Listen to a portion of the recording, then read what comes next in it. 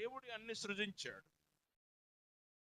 115వ కీర్తనలో ఆయన అంటాడు, అక్కడ ఆకాశ మహాకాశములో దేవుని వశం ఉన్నవి, భూమి మాత్రమే దేవుడు నరులకి ఇచ్చాడు. భూమి మనకిచ్చాడు. భూమిలో నుండి మనం వచ్చాం. భూమి కూడా మనది కాదు. మన పొలాలన్నీ మనవి కావు. ఆయనది. ఎవరిది? దేవునిది. దేవుడు దాన్ని సృజించాడు కనుక ఆ భూమికి యజమాని దేవుడే. కనుక నీవు సాగు చేసిన ఆ తోట నీ పేరున ఉండొచ్చు గాక, కానీ పూర్తి బాధ్యత యజమానుడు మాత్రం దేవునిది. ఆ తోట మీద నీవు మనసుంచి, ఇన్ని ఎకరాలు 10 ఎకరాల తోట నాకుంది, నేను ఎంతైనా సంపాదించగలుగుతాను, నాకెవరు సహాయం చేయనక్కర్లేదు, ఆ ఆస్తిపాస్తులో నేను బ్రతికేయొచ్చు, నేను ధనవంతుణ్ణి, ఎవరు సహాయం నాకు అవసరం లేదు, దేవుడు ఉంటేనేమి ఉండకపోతేనేమి, అంత నాదే అనటమే పాత జీవితం. ఇలా విర్రవీగటం ఎవరు విర్రవీగారంటే, తేజో నక్షత్రం అనే ఒక అతను ఉన్నాడు. దేవతల్లో కల్లా, దేవదూతల్లో కల్లా చాలా సుందరమైన వ్యక్తి, చాలా జ్ఞానం కలిగిన వ్యక్తి. దేవుడు అతగాడికి ఇచ్చాడు.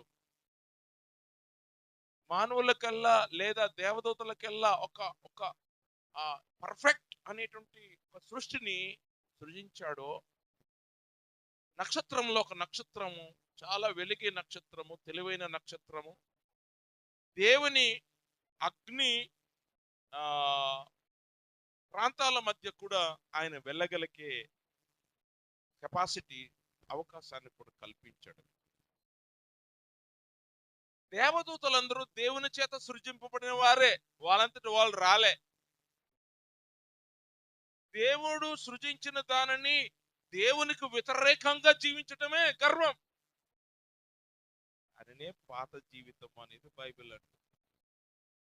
అంతేగాని గడిచిన సంవత్సరం పాతది అయిపోయింది కాదు. గడిచిన సంవత్సరంలో కూడా మంచిదే ఉంటుంది, అంతే కదండి. పాతది అంటే అపవాది వేకు చుక్క. యెషయా గ్రంథంలో 14వ అధ్యాయంలో ఉంటుంది. ఆయన అన్నాడు, నేను ఆ సృష్టికర్తతో సమానంగా కూర్చోవాలనుకుంటున్నాను అన్నాడు. అది ఎక్కడి నుంచి వచ్చింది? వానుకున్నటువంటి ఆ పర్ఫెక్ట్ సృష్టిని బట్టే వచ్చింది. ఆయనకు సృజింపబడిన వాడు. దేవదూతలైనా, అది మనుషులైనా, జంతువులైనా సృజింపబడిన వారు కనుక దేవునికి లోబడాలి. దేవునికి లోబడకుండా నేను దేవునితో సమానంగా చేసుకుంటాను అనటమే అది గర్వం. అది అపవాది లక్షణం, దయ్యాల లక్షణం, అది మోసకరమైన లక్షణం, వంకే లక్షణం, మోసం చేసే లక్షణం. ఇది అపవిత్రతకరమైనటువంటి లక్షణం. కనుక దేవునితో సమానంగా చేసుకోవటం అది సరైనది కాదు, దాన్ని అబద్ధంతో కూడింది. దేవుడు ఇశ్రాయేలు ప్రజలను కూడా సృజించాడు. ఒకసారి యెషయా గ్రంథాన్ని చూద్దాం. యెషయా గ్రంథం 1వ అధ్యాయం. ఆయన బాధ ఏమంటాడో చూద్దాం. దేవుని బాధలు ఇక్కడ ఉన్నాయి, దేవుడు ఏమనుకుంటున్నాడో చెప్పాడు కూడా. యెషయా గ్రంథము 1వ అధ్యాయం 2వ వచనం. యెహోవా మాట్లాడుచున్నాడు, ఆకాశమా ఆలకించుము, భూమి చెవియొక్కుము, నేను పిల్లలను పెంచి గొప్పవారినిగా చేసి తిని వారు నా మీద ఏం చేస్తున్నారట? తిరగబడి ఉన్నారు. రెబెలియన్స్ ఇంగ్లీష్ లో అంటారు, డిసొబీడియంట్.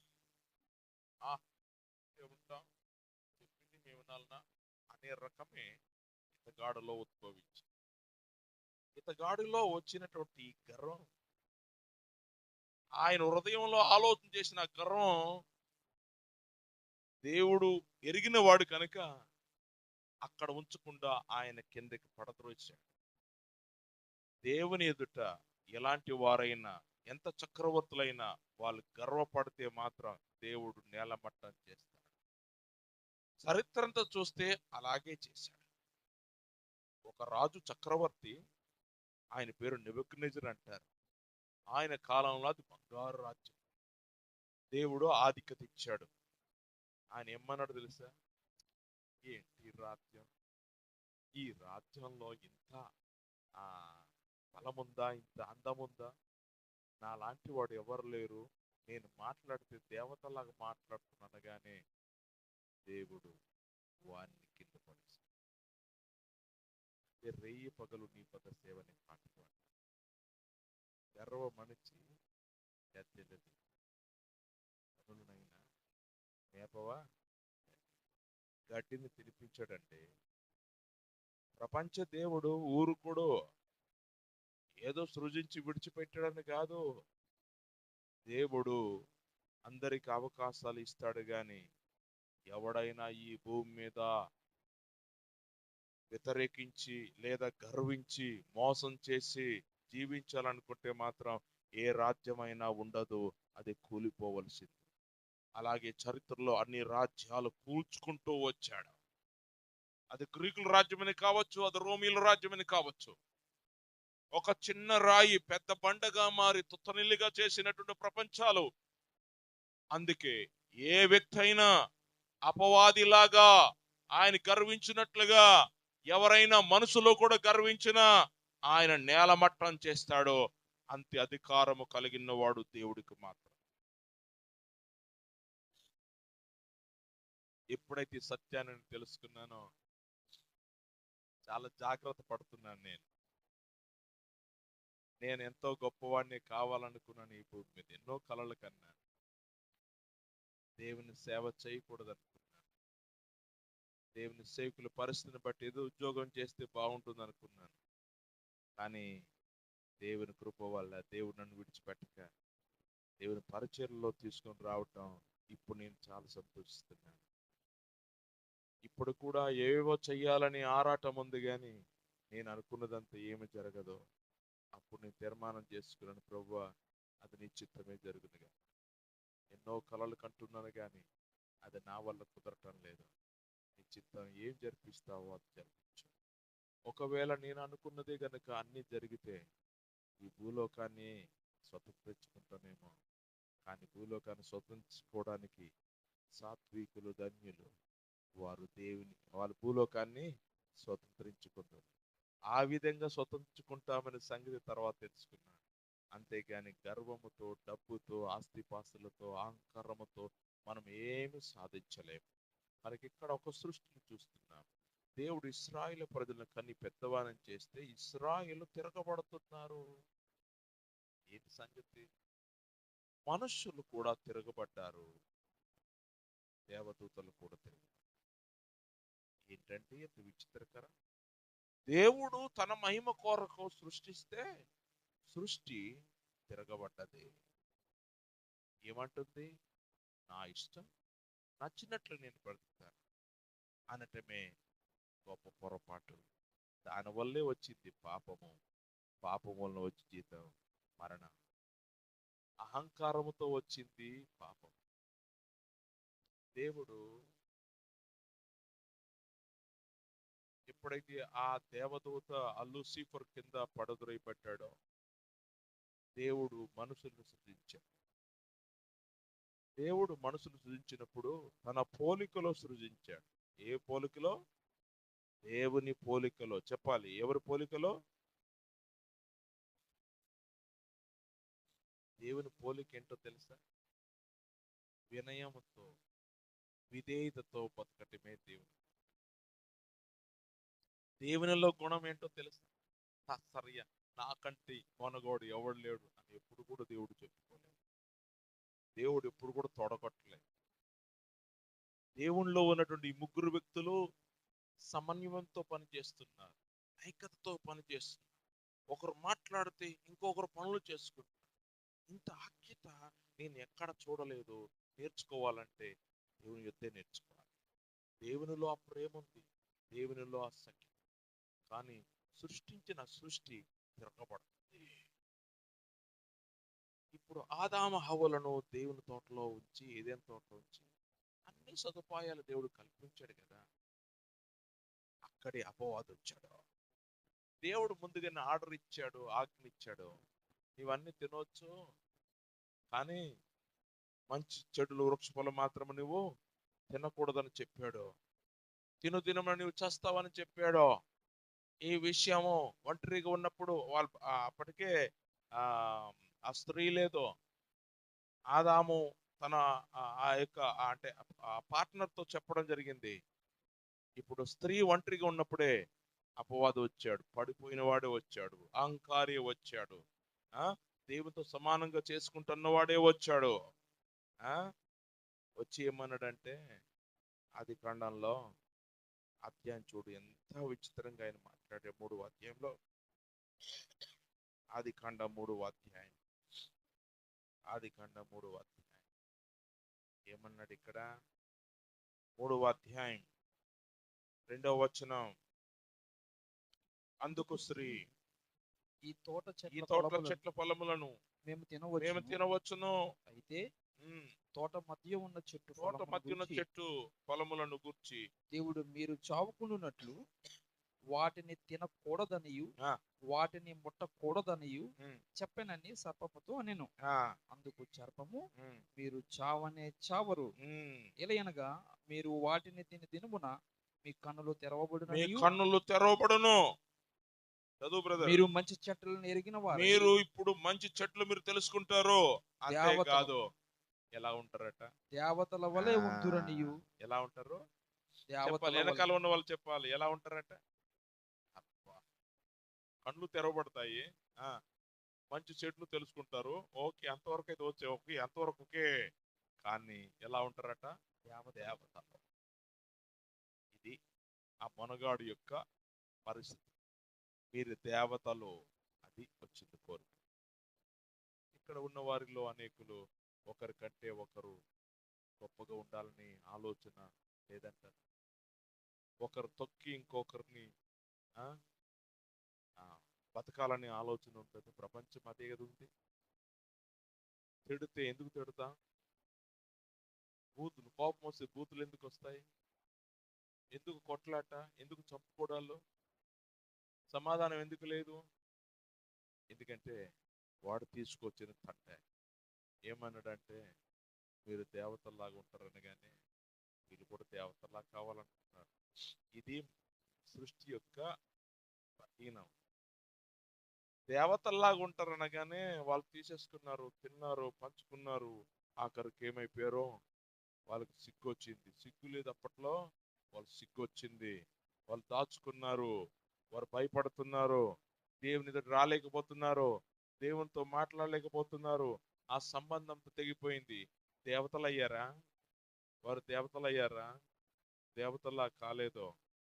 వారి జీవితంలో సిగ్గు, అవమానం తప్ప ఇంకేం లేదు. సో ప్రియులరా, అహంకారము చేత జీవిస్తున్నట్టు ఏ వ్యక్తినైనా వారి జీవితంలో సిగ్గు, అవమానం తప్ప ఇంకేమీ ఉండదు. కనుక ఈ భూమి మీద మీరు బ్రతుకుతున్న ఈ బ్రతుకుల్లో 2026 సంవత్సరంలో అడుగు పెట్టారు కనుక, ఈ కాలం నుండి ఎప్పుడు కూడా ఏ సందర్భంనైనా మీరు అపవాది పాత స్వభావాన్ని, ఎవడైతే ప్రపంచాన్ని పాడు చేశాడో, ఏ సూత్రం ద్వారా ప్రపంచాన్ని పడగొట్టాడో, ఆ స్వభావం నుండి వదులుకొని నూతన స్వభావము, నవీన స్వభావం ధరించుకోవాలని పిలుపు ఉన్నది దేవుని వాక్యంలో. గమనించండి, దైవ స్వభావం ఎటువంటిదంటే తగ్గించుకోవటమే దైవ స్వభావం. తగ్గించుకున్నవాడు హెచ్చింపబడతాడు, హెచ్చింపబడినవాడు పడద్రోయబడతారు. ఇది సూత్రం. అపవాది ఏమో పాత తంత్రములేమో హెచ్చించుకోవాలని. చాలాసార్లు నాకు కూడా టెంప్టేషన్ వస్తూ ఉంటా, శోధనింపబడతా, కానీ వెంటనే నేను చదువుకుంటాను. ఒకవేళ ఏదైనా ప్రోగ్రాం వెళ్తున్నప్పుడు మనకు కూర్చి ఇవ్వలేదు అనుకో, ఒక రకమైన అపరాధ భావం వస్తుంది. అలవాటు పడిన దేవుని వాక్యంలో ఉంటున్నాం కనుక మనకు చేరి కాదు ప్రాముఖ్యత, దేవుని మహిమ కోసం ప్రాముఖ్యత. కనుక మనం ఎంత డిఫరెంట్ గా జీవిస్తామని కాదు, మనం దేవునికి ఎంత లోబడుతున్నామని చాలా ప్రాముఖ్యం. కనుక దైవ లక్షణం ఎక్కడుందంటే దేవుని మాటకు లోబడి జీవించటమే దైవ లక్షణం. దేవుని మాటకు విరోధంగా జీవించటమే పాత లక్షణం. అది పాత స్వభావం, అది దయ్యాల స్వభావం. దయ్యాల స్వభావము దేవునికి వ్యతిరేకించే స్వభావం. దయ్యాల స్వభావము అపవిత్రతమైనది. దయ్యాల స్వభావము మోసం చేసే గుణాల్లో. దేవుని స్వభావం అట్లా కాదు. దేవుని స్వభావము ప్రేమను పంచేది. దేవుని స్వభావము కనికరము కలిగినది. ఒకనాడు మోసే అన్నాడు, దేవా నిన్ను చూడాలనుకుంటున్నావు, చూడాలనుకుంటున్నాను, నన్ను చూపించవు అంటే, నీవు నన్ను చూడలేవో కానీ నా గుణాన్ని చూడగలుగుతావు. ఏంటే గుణం అంటే, యెహోవాను నేను దీర్ఘశాంతం కలిగిన వాడు, కృప కలిగిన వాడు, కనికరము కలిగిన వాడును, దయా కలిగించేవాడు. అందుకే బైబిల్ అంతా దయా, కృప, ప్రేమ ఇదే ఎక్కువ కనబడుతుంది బైబిల్. ఇది దైవ స్వభావం. ఈ స్వభావం విర్రవీగదు. ఈ స్వభావం తగ్గించుకుని ఒదికి విధేయత కలిగి జీవించడం జరిగింది. అలాగనే కాలం మారుకుంటూ వస్తున్న కొలది బాబేలు అనేటువంటి ప్రాంతం దగ్గరకు వచ్చినప్పుడు ప్రియులరా, ప్రజలందరూ ఏమనుకున్నారంటే మనం దేవుని దగ్గరకు చేరుకోవాలి, దేవుళ్ళలాగా మనం చేసుకోవాలి, మన పేరు మన ప్రతిష్టతలు ఈ ప్రపంచంలో మ్రోగాలి అన్నదే. ఇలాంటి గుణమే దయ్యాలు సంబంధించి. అది పాత గుణం, అది పొరపాటు చేయబడిన గుణం. ఆ విధంగా వాళ్ళు గోపురం కట్టుకుంటూ వెళ్తున్న కొలది దేవుడు చూశాడు. దేవుడు దిగి వచ్చి వాళ్ళకి భాషలు ఇచ్చి తారుమారు చేయటంతో ఆ బిల్డింగ్ కట్టలేకపోయారు. లేకపోతే వారు ఏదో చేసిందరు. ఇది అసాధ్యం, పరలోక రాజ్యం అంతా కట్టుకోవటం అసాధ్యం, అది చెయ్యలేరు, అది వృధా, దేవుని పని కాదు. అసలు మనుషులు దేవునికి విధేయత చూపించవలసింది. వాళ్ళు ఏమనుకుంటారంటే మన పేరు ప్రతిష్టతలో మనం పెట్టుకుందాం. ఈనాడు అలాంటి గుణలక్షణాలు లేవంటారా? మన ప్రభు నమ్ముకున్న వాళ్ళు లేదంటారా? చర్చికి వెళ్తున్న వారు లేదంటారా? ఇంకా అదే ఉందంటే ఇంకా అది పాత స్వభావం ఇంకా ఉన్నట్టే. దానిని పాత స్వభావం అనేది దయ్యాల స్వభావం. చెప్పండి, పాత స్వభావం అంటే దయ్యాల స్వభావం. నూతన స్వభావం అంటే దేవుని స్వభావం. దేవుని స్వభావం ఎలా కనిపించాడంటే గమనించండి. గతించిన క్రిస్మస్ సీజన్ లో నేను వచ్చినప్పుడు చెప్పాను, యేసు ఒక నూతన సృష్టి అని చెప్పి. ఆయనలో పాపం ఏమీ లేదు, ఆయన మనలాంటి వాడు కాడు. ఆయన ఈ భూలోకాన్ని దిగి వచ్చి అపవాది చేత ఏదైతే పడగొట్టబడిందో ప్రపంచం, ఇప్పుడు ఆయన విధేయత ద్వారా ప్రపంచాన్ని కట్టాలనుకున్నాడు. హల్లెలూయా. దేవుడు విధేయత చూపించాలంటే ఆయన తగ్గించుకుని రావాలి, ఆయన ఒదిగి ఉండాలి, ఆయనలో సామ్యత ఉండాలి, ఆయనలో కనికరం ఉండాలి, ఆయనలో దైవ ప్రేమ ఉండాలి, ఆయనలో అత్యంత దాసుని స్వరూపం కలిగి ఉండాలి, సేవ చేసే రకంగా ఉండాలి. అందుకే ఆయన ఈ లోకానికి వచ్చినప్పుడు అందరి దగ్గరికి వెళ్ళి ముట్టి స్వస్థపరిచి వాళ్ళ పాపాలను క్షమించాడు. ఇంకా కొంతమంది అన్నారు, ఇది మందిరంలో పనిచేసేవారు అన్నారు, ఇదేంటి బాబు ఈయన పరిచయంతో మాట్లాడుతూ అలాగే సుంకరులతో కూడా భోజనం చేస్తున్నాడు. ప్రపంచ చట్టాలన్నీ తారుమారు చేసిన వాడు, నూతన సృష్టి కలిగిన వాడే, ఆయనే ప్రభు అయిన యేసు ప్రపంచాన్ని మార్చాడు. ఇప్పటి వరకు ఇంత భయంకరమైన ప్రజలు ఎలా మారగలిగినారు? యేసు ప్రభు నమ్ముకున్న వాళ్ళు ప్రపంచంలో చాలా మంది ఉన్నారు. చాలా భయంకర సాక్ష్యాలు వింటే చాలా భయంకరంగా ఉంటాయి. ఆ భయంకరమైన పరిస్థితుల నుండి మారినారు. కొంతమంది క్రైస్తవులను హింసిస్తూ ఉండగానే దేవుడు వాళ్ళని పట్టేసుకున్నాడు. ఎందుకంటే క్రైస్తవులు తిరగబడరు. మన దగ్గర కత్తి లేదు, మన దగ్గర బాంబు లేదు, మన దగ్గర ఇంకా బూతు లేదు. గమనించండి, చంపుకోవడానికి ఏముండదు, ప్రాణం అర్పించడం తప్ప ఏమి లేదు. ఆ విధంగా ఎంతో మంది మారినారు. మాంత్రికులు మారినారు, వ్యభిచారులు మారినారు, దొంగలు మారిపోయినారు. స్టూవర్ట్పురం అనేది ఒక కథకు వచ్చింది. స్టూవర్ట్పురం దొంగలు పట్టుకోవాలని పోలీసు వాళ్ళు గారు. కానీ ఇప్పుడు ఆ స్టూవర్ట్పురం ఇప్పుడు మారిపోయి ప్రసంగికులు వచ్చారు అక్కడ అన్నాడు. క్రీస్తుపురంగా మార్చుకున్నారు. దొంగలపురం నుండి క్రీస్తుపురంగా మార్చుకున్నారు. విచిత్రం. ఇది ఎలా జరిగింది? అసలు ఇంతకెంత మార్పు వచ్చిందంటే నూతన సృష్టి ద్వారానే జరుగుతుంది. అందుకే పాత స్వభావం దయ్యాల స్వభావం. మనం కొట్టుకుంటున్నప్పుడు బూతులు వచ్చినాయంటే ఎవరి స్వభావం? దయ్యాల స్వభావం. దయ్యాల స్వభావం కలిగిన వారు పరలోక రాజ్యం చేరుతారా? ప్రభువా ప్రభువా అని పలుకువాడు పరలోక రాజ్యం చేరాడు గాని నా తండ్రి చిత్త ప్రకారం చేయవాడు మాత్రమే. ఇంకా క్రైస్తవ జీవితం చాలా అద్భుతమైనది. ఏదో ఇసుక మీద కడుతున్నట్టు ఇల్లాగా ఉండదు. దేవుని వాక్యం మీద ఆధారం చేసుకుని ఇల్లాగా ఉంటుంది. కనుక ప్రియులారు 2026 సంవత్సరంలో ఏదో ఇష్టం వచ్చిన రీతిగా బతకడానికి కాదు, ఆయనకు నచ్చినట్ల మనం బ్రతకాలి. అప్పుడు మన దైవ పిల్లలంగా మారుతాం. యేసు ప్రభువారు జీవించే విధానం విధేయత. ఆ అపోస్తలుడు పౌలు గారు ఫిలిప్పీయులకు రాసిన పత్రికలో ఆయన అంటాడు 2వ అధ్యాయం 5వ వచనం, క్రీస్తు యేసు కలిగిన మనసు మీరును కలిగి ఉన్నాడు. ఏంటా మనసు? ఆయన తండ్రితో సమానుడు. పరలోక రాజ్యంలోని అక్కడ ఉండాలని ఆలోచన చేయలేదు కానీ ఆయన మనుషుల పోలికగా పుట్టి దాసును స్వరూపంగా ధరించుకుని తన్ను తాను రిక్తునిగా చేసుకుని శిలువ మరణ మగునంతుగా ఆయన విధేయత నేర్చుకునేను. అంటే ఎంత కొట్టినా ఎంత చేసినా విధేయత తప్ప గొడవలేదు. This is new life. ఇది కొత్త జీవితం. ఇది ప్రపంచాన్ని బాగు చేసే జీవితం. అద్భుతమైన స్వభావం. ఇది యేసుక్రీస్తు ద్వారా మాత్రమే దొరుకుతుంది, ఎక్కడ. కనుక యేసుక్రీస్తు నమ్మిన ప్రజలు పాతది విడిచిపెట్టండి, కొత్తది ధరించుకోండి అంటాడు. ఆ కొత్తది ఏంట్రా బాబు అంటే ఏసే కొత్త. ఏంటి ఆ కొత్త అంటే తిడితే